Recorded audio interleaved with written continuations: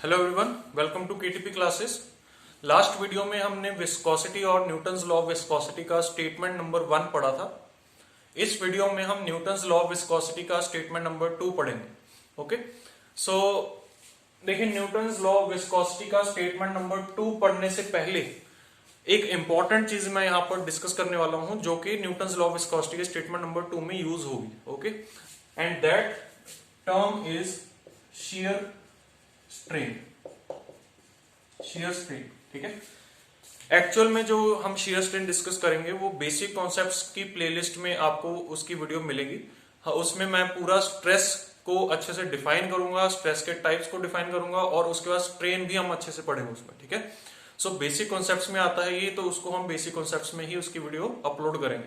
But यहाँ पर ये चीज यूज होनी है, अभी तक वो वीडियो हमने नहीं अपलोड की है, तो इसलिए ये चीज यहाँ पर यूज होनी है। तो एक बार हम इस चीज को समझ लेते हैं कि शियर स्ट्रेन क्या होता है।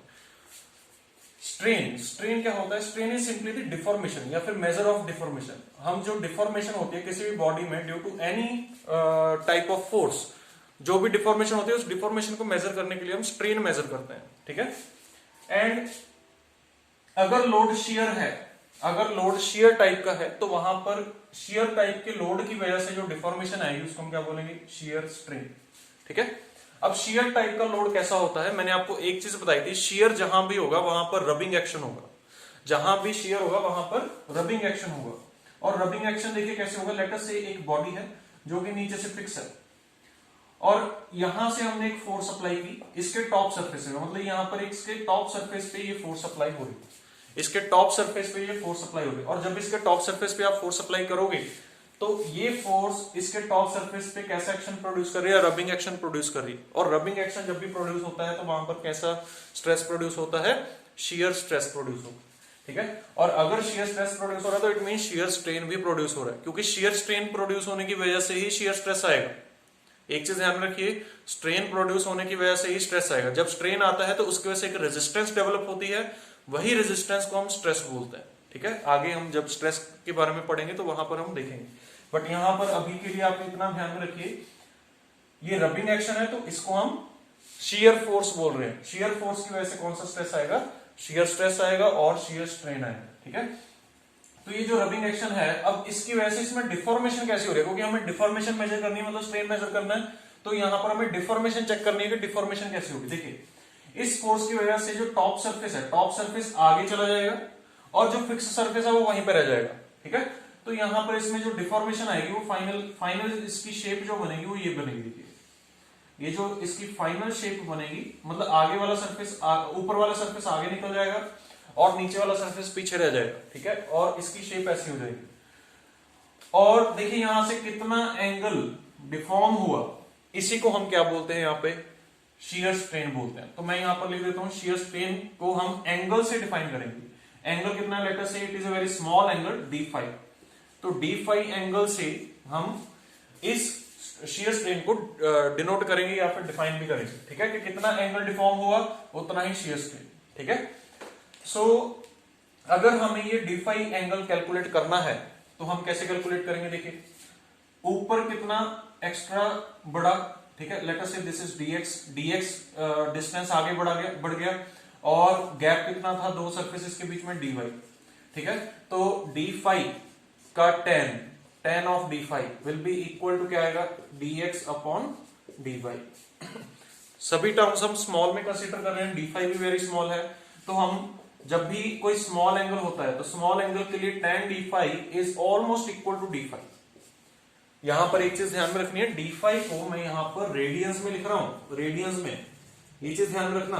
अगर देखिए फॉर एग्जांपल tan 1 डिग्री है, 1 degree is very small angle, तो it is almost equal to not 1, गलत है, 1 के बराबर नहीं आएगा, बल्कि इसको पहले आप रेडियंस में कन्वर्ट कीजिए। रेडियंस में कन्वर्ट करेंगे तो कैसा आएगा? इक्वल टू या ऑलमोस्ट इक्वल टू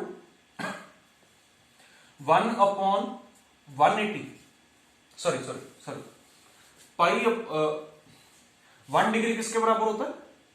कितने रेडियंस के बराबर होता है? Pi upon 180 radians, pi upon 180 radians इसके बराबर आएगा। 1 degree is equal to pi upon 180 radians. तो हम यहां पर ये लिख सकते हैं tan of pi upon 180 radians and it will be equal to pi upon 180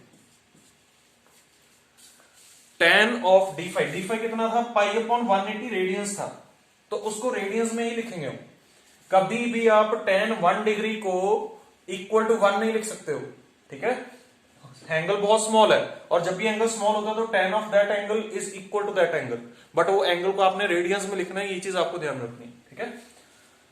तो यहां पर भी आप इसको क्या लिख सकते हो, almost d5 and d5 is shear strain, ठीक है, d5 इज shear strain, ठीक है। तो आपको बस यहां पर जो अभी न्यूटन्स लॉ ऑफ विस्कोसिटी के स्टेटमेंट नंबर 2 में जो ये चीज यूज होने वाली है वो ये यूज होने वाली है कि यहां पर ये एंगल आपको पता होना चाहिए कि एंगल को क्या बोलते हैं, इस एंगल को क्या बोलते हैं, shear strain बोलते हैं, बस इतना सा आप ध्यान में रखिए यहां पर, ठीक है। अब हम न्यूटन्स लॉ ऑफ विस्कोसिटी की सेकंड स्टेटमेंट पर चलते हैं, वो क्या होती है, देखिए न्यूटन्स लॉ ऑफ विस्कोसिटी की सेकंड स्टेटमेंट वेरी इंपॉर्टेंट, ठीक है, और उसको हम यहां पर डिराइव करेंगे कि वो कैसे होता है, न्यूटन्स लॉ ऑफ विस्कोसिटी की स्टेटमेंट कैसे बनती है। देखिए Newton's law of viscosity statement number 2, उसको हमने बनाना है यहां पे कि स्टेटमेंट नंबर 2 क्या होती है, वो हम यहां पे बनाएंगे, ठीक है। देखिए हमने पिछले वीडियो में डिस्कस किया था कि एक सरफेस है, उसके ऊपर कुछ फ्लूइड फ्लो कर रहा है, और उसमें हमने 2 लेयर्स ली, ये 2 लेयर्स हमने ली। हमने ये भी बोला था कि ऊपर की तरफ जाते हुए डिस्टेंस क्या है, y है, ठीक है, जैसे जैसे हम सरफेस से ऊपर जाएंगे y बढ़ता जाएगा, ठीक है। और हमने ये भी बोला था कि लेयर्स के बीच में जो गैप है दैट इज dy, 2 लेयर्स के बीच का गैप जो है उसको हम क्या बोल रहे हैं, यहां पर dy बोल रहे हैं। लेयर नंबर 1 जो है, इसको मैं थोड़ा सा जूम आउट करके बना रहा हूं, जूम आउट करके ये 2 आपकी लेयर्स बन गई, ये गैप क्या है, dy है, ठीक है। हमने दोनों लेयर्स पे एक पॉइंट ले लिया, एक पॉइंट ले लिया जो किसी एक इंस्टेंट ऑफ टाइम पे एक लाइन में है, एक वर्टिकल लाइन में है दोनों पॉइंट्स, ठीक है। एक इंस्टेंट ऑफ टाइम पे ये दोनों पॉइंट्स किसी एक लाइन में, वर्टिकल लाइन में, ठीक है। तो लेटर से इस पॉइंट को मैंने बोल दिया A और ये पॉइंट है B, ये लेयर नंबर 1 पे है, ये लेयर नंबर 1 पे है, और ये लेयर नंबर 2 पे है, और दोनों ही वर्टिकल लाइन में है, ठीक है। लेयर नंबर 1 की वेलोसिटी क्या है, u, और लेयर नंबर 2 की वेलोसिटी क्या है, u प्लस du, ठीक है। लेयर नंबर 1 की वेलोसिटी u है, लेयर नंबर 2 की वेलोसिटी u प्लस du है। तो यहां पर अब A की वेलोसिटी क्या है, कम है, B की वेलोसिटी क्या है, ज्यादा है, ठीक है। इन टाइम dt, एक स्मॉल टाइम है dt, उस स्मॉल टाइम में जो A पॉइंट है वो कितना ट्रेवल करेगा, A पॉइंट कितना ट्रेवल करेगा, देखिए distance is equal to speed into time होता है, distance is equal to speed into time, speed into time, in time dt, distance travelled by A कितना होगा, u इंटू dt, यही आएगा u इंटू dt। तो later से A कहां पर चला गया, A डैश पर चला गया आफ्टर टाइम dt, ठीक है। तो उसने डिस्टेंस कितना ट्रेवल किया, ये डिस्टेंस उसने ट्रेवल कर लिया, ठीक है। और ये डिस्टेंस कितना है, u dt, ये डिस्टेंस कितना है, u इंटू dt है, ठीक है। Similarly distance travelled bye B कितना डिस्टेंस ट्रेवल करेगा, उसकी वेलोसिटी ज्यादा है, तो u plus du into dt, ये डिस्टेंस ट्रेवल्ड बाय B है, ठीक है। तो अब देखिए ये टर्म जो है ये ज्यादा है एज कंपेयर टू A, ठीक है। तो इसको हम थोड़ा सा बड़ा बनाएंगे, ये पॉइंट है B dash, B dash is the final position of B after time dt, ठीक है। So this is u plus du into dt, okay, ये है इसकी फाइनल पोजीशन B डैश।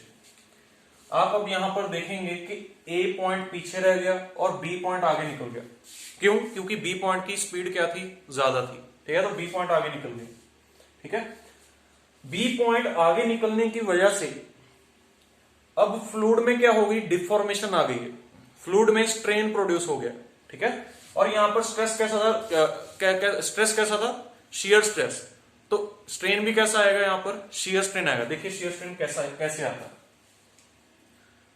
पहले दोनों वर्टिकल लाइन में थे, दोनों पॉइंट्स पहले वर्टिकल लाइन में थे, अब दोनों पॉइंट्स कैसे हैं, इंक्लाइंड लाइन में। देखिए ठीक है, तो ये सरफेस बड़ा हो गया, ये सरफेस छोटा रह गया, तो इसकी वजह से ये हम बोल सकते हैं कि यहां पर कुछ डिफॉर्मेशन आई, और वो डिफॉर्मेशन कितनी आई, एक्चुअल में क्या होना चाहिए था, दोनों को फाइनली भी लाइन में होना चाहिए था, दोनों को फाइनली भी लाइन में होना चाहिए था, बी डैश पॉइंट यहां पर होना चाहिए था, बट बी डैश पॉइंट यहां पर ना होके यहां पर चला गया। क्यों चला गया, क्योंकि वहां पर उसकी स्पीड ज्यादा थी, ठीक है, रिलेटिव वेलोसिटी थी उसमें, दोनों में रिलेटिव मोशन हो रहा था, ठीक है। तो this angle is called D five, बोल सकते हैं, and D five is the shear strain d5 क्या है, shear strain है in the fluid due to the relative motion, ठीक है। और अगर हमें d5 कैलकुलेट करना है तो d5 क्या होगा, tan d5 is equal to, ये डिस्टेंस हमें पता है, ये डिस्टेंस कितना है dy, देखिए ये डिस्टेंस dy है, ठीक है, और हमें ये डिस्टेंस पता है, ये डिस्टेंस हम कैलकुलेट कर सकते हैं, कैसे, टोटल डिस्टेंस क्या है, बीबी डैश डिस्टेंस क्या है, u plus d u into d T, और ए डैश डिस्टेंस क्या है, u इंटू डी टी। तो ये वाला डिस्टेंस कितना बचा, कितना आएगा, हमें ये वाला डिस्टेंस निकालना है। लेट अस से ये पॉइंट आपका है C, ये पॉइंट C है, तो हम लिख सकते हैं tan d5 is equal to b dash c upon a dash c, tan d5 is equal to b dash c upon a dash c। b dash c कितना है, b dash c is u plus d u into d t minus u d t upon a dash c, ये distance है dy, okay. So इसको solve करके देखिए, ये क्या बनेगा, du dt upon dy, okay. So यहां पर अब देखिए, मैंने जैसे पहले बताया d5 is very small angle, तो हम इसको ऑलमोस्ट इक्वल टू d5 लिख सकते हैं। d5 is equal to du dt upon dy, and now it can be written as d5 by dt equals to du by dy, okay. So ये आपको ध्यान रखना है, ठीक है। du बाय dy को क्या बोलते हैं, du बाय dy को क्या बोलते हैं, हमने पहले पढ़ा है, du बाय dy को क्या बोलते हैं, वेलोसिटी ग्रेडियंट, इसको बोलते हैं वेलोसिटी ग्रेडियंट। किस डायरेक्शन में, वर्टिकल डायरेक्शन में, वर्टिकल डायरेक्शन में वेलोसिटी ग्रेडियंट मतलब u का with respect to y variation कैसा है, u का with respect to y variation कैसा है, du बाय dy, उसी को हम क्या बोल रहे हैं, वेलोसिटी ग्रेडियंट बोल रहे हैं, ठीक है। एंड d5 बाय dt क्या है, देखिए d5 क्या था, d5 is the shear strain. अगर शियर स्ट्रेन को विद रिस्पेक्ट टू टाइम हम डिफरेंशिएट कर दें या फिर विद रिस्पेक्ट टू टाइम उसको डिवाइड कर दें, ठीक है, तो ये क्या बनेगा, शियर स्ट्रेन। किसी भी चीज को जब हम, कोई भी टर्म को अगर हम टाइम से डिवाइड करते हैं तो वो रेट बन जाता है, ठीक है, रेट बन जाता है। तो शियर स्ट्रेन को टाइम से डिवाइड किया तो शियर स्ट्रेन रेट, ठीक है, शियर स्ट्रेन रेट।